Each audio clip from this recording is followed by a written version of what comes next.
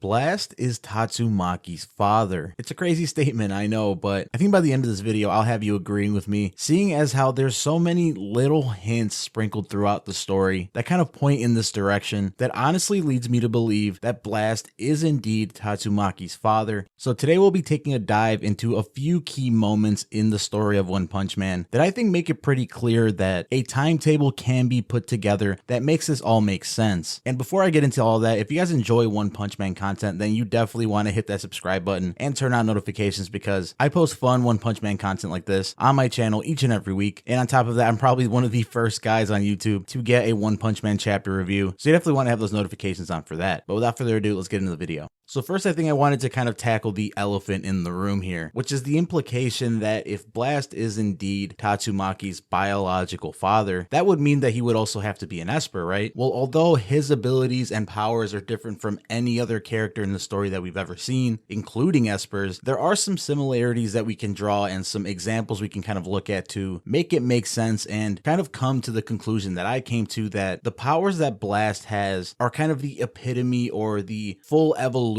of what an esper is capable of. I made a short video about this a couple weeks ago that kind of scratched the surface of this whole idea, but I can go into a little bit more detail on this one. So as we all know, the powers that Blast has is the manipulation of the cosmos, whether that be being able to travel to different dimensions, being able to use gravity-based abilities such as the dimension cannon or the gravity knuckle or the hyperspace gates that he opens up to travel between different locations and redirect attacks, things like that. Well, we have seen another esper that's able to manipulate gravity to the extent that maybe not Blast can, but enough to say that an esper is capable of manipulating gravity to some extent. And that, of course, is Giryugenshub. I think that's what his name is. If I'm wrong, sorry for butchering it, but all you guys know who I'm talking about anyways, right? He's the self-proclaimed strongest esper in the universe. And although, you know, that might not be true, there's no verification to that, he was proven to be very powerful, being able to manipulate the gravity that was around Saitama to the point that any regular person, anybody else besides Saitama in that situation, would be completely crushed. And although he may not be the strongest esper in the universe, this kind of goes to show that the height of psychic powers, the epitome of what espers are capable of, could have their telekinesis evolve to the point where they can manipulate gravity itself. And of course, assuming that Blast is an esper, this would mean that he's the strongest and most capable esper that there is. So of course, he would have an even more advanced of what the dark matter thieves guy can do and manipulate gravity even further to the point where he can teleport, he can shoot projectile attacks using gravity, things like that. It also makes sense that with psychics being able to use telekinesis to move objects and to also compress and crush objects, the next logical evolution of that would be straight up gravity manipulation, right? Well, aside from that, we also know that espers can use telepathy, meaning that they can read other people's minds or they can kind of connect with other people in a mental state. And even in some instances, like we saw with Phoenix Man or Fubuki, go into this cosmic plane that's outside of the world that they're in and communicate with others in that way. Well, although there's no clear indication that Blast can read minds or use telepathy to some extent, if we look back at the point in the manga where Blast saves Tatsumaki from that hybrid monster in that research facility, we see that as soon as he touches Tatsumaki's head, he mentions to her that he has a little sister, obviously being Fubuki, that she has to look after and that she's adorable, things like that. He can kind of paint an image of her in his mind just from touching her head. Although this might be possibly due to telepathy, of course, you know, seeing the topic of this video, I think it's for a completely different reason. But aside from that, Blast's ability to kind of look over what's going on